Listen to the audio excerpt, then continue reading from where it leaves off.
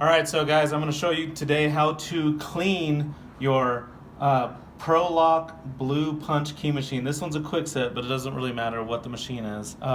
First thing I did was take these 4 bolts out of the center here, and I've lifted this up. I had to use a screwdriver to pry this up because it was stuck on really good. As you know, this bar right here goes forward and backwards. So what I want to do is I want to clean this bar really good. I have some soapy water. I used some Dawn dishwashing soap and just a rag. I'm just trying to clean the grease and gunk off of this thing. It's probably not good to get it too wet, but I need to clean this thing because the machine is really sticky. When I try to punch keys, this thing moves ultra slow, back and forth, and it makes me skip cuts or cut at the wrong depths. Also, this bar right here that moves is really sticky as well. When I try to cut, it'll stop around the 4th cut and won't let me get to the 5th one. So what I'm doing is cleaning this.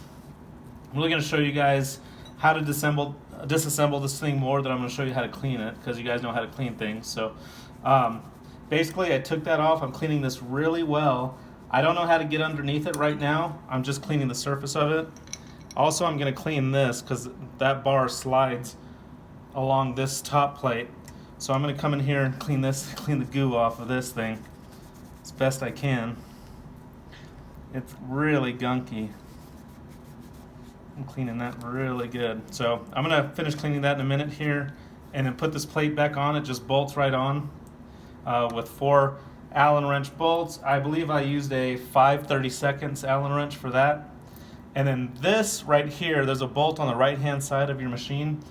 This looks like it's a 1/8 inch bolt. So we'll get in here real close and I'm going to show you how to take this whole bar out of here. So we're going to loosen this 1/8 inch Allen wrench bolt right here, and that's going to loosen this stopper right here. So loosen this, move this stopper just out of the way. You don't have to take it out, just move it out of the way. And then I'm going to punch and try to get this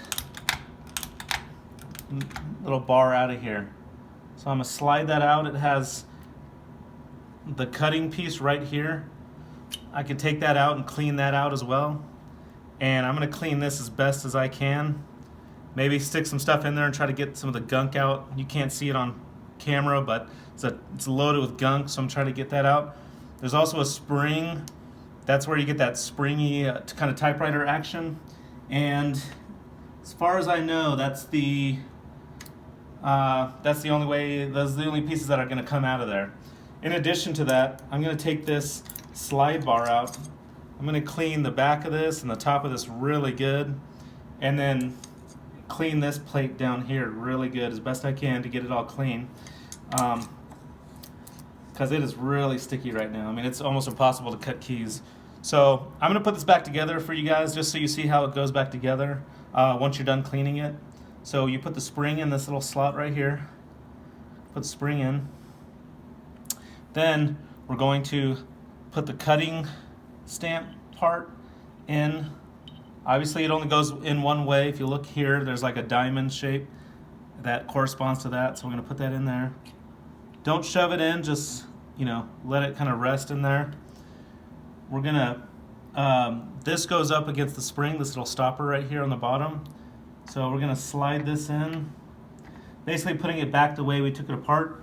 There's also a little H-shaped thing right here that the top of this has to slide into. So we can push down a little bit and get that in there. Okay, now that's slid in, we're going to push it all the way like a typewriter. And then once that's in all the way, we can move this stopper back and tighten it all down.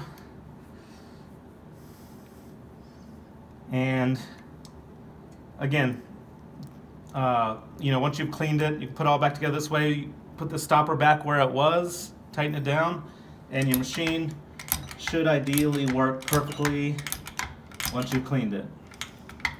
If you have any questions, leave me a comment and I'll try to answer it for you.